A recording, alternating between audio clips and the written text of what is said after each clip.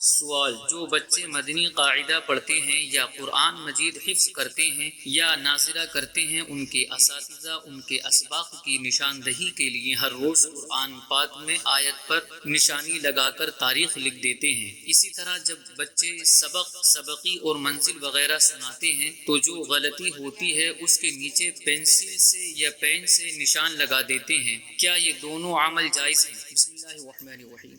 الجواب بعون الملک الوہاب، اللہم ہدایت الحق والصواب۔ قرآن مجید یا مدنی قاعدہ اگر وقف کا ہے تو نشانات لگانے کی کسی صورت اجازت، اور اگر ذاتی ہے تو بھی بلا ضرورت نشانات لگانے سے پرہیز ہی کیا جائے کہ اس سے قرآن مجید کی خوبصورتی برقرار نہیں رہتی۔ ہاں اگر ضرورت ہو تو صرف کچی پینسل سے لگائے جائیں اور حاجت پوری ہو جانے کے بعد مٹا دیے جائیں۔ واللہ اعلم، تبارک و تعالی ورسولہ اعلم، صلی اللہ علیہ وسلم۔